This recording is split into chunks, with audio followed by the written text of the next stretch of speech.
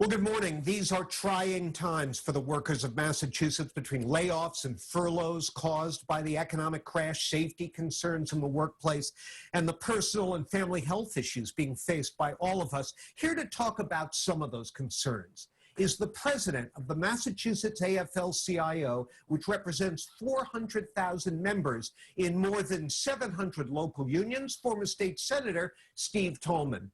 Mr. President, welcome. Good morning, John.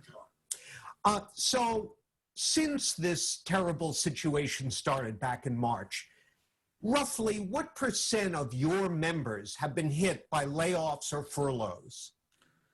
Well, John, let me tell you, it's more than we've ever seen in our lifetime.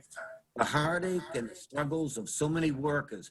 You think of it, Boston's an entertainment town. There's no plays, there's no concerts. And the backup people for those, the stagehands, the sound system people, they were the first to go, John, and they're going to be the last coming back.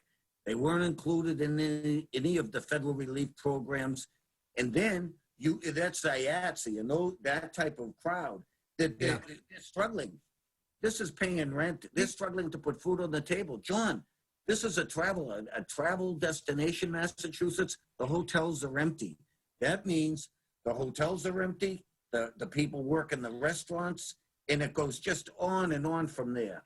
Do you, Steve, believe that businesses have engaged in opportunistic cuts? In other words, layoffs or furloughs that they really didn't need, but the crisis gave them cover?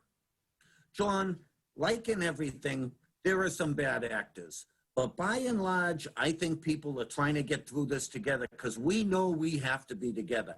In particular, in unionized sites, you know, the building trades, John, when they came back, they worked very hard with the contractors. They set up a real concrete, tangible plan so that they're testing members, they're taking temperatures, and at some of the sites, they're catching some COVID. And so they're doing what should be done.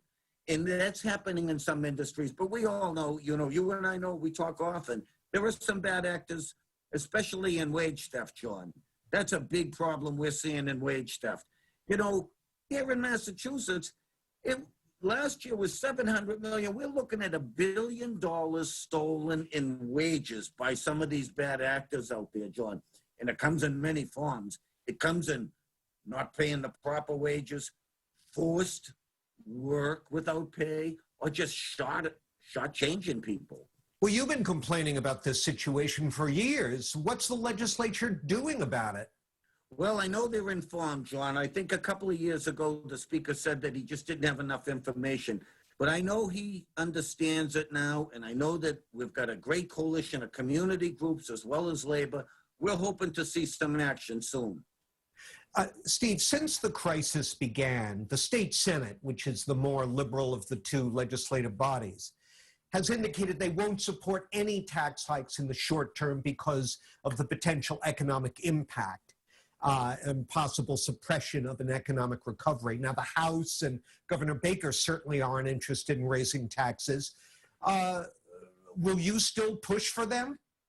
Yeah, John, we have. And we worked on the chair of the taxation, on the Senators Committee, and we worked with them and talked about different ways where corporations could give more, certainly, and looked at the billions of dollars in offshore accounts, you know, to look at maybe some sort of process for that. And we need this money, John, because as we're reopening and trying to reopen Massachusetts, we need to invest in public safety. And most importantly, in COVID tests, we need to have support money so that when people go back, if there's an issue where they need to take time off, they're not going to be adversely impacted. All right, let's take our break. And when we come back, more with the president of the Massachusetts AFL-CIO as we talk about back to school. So please stay with us.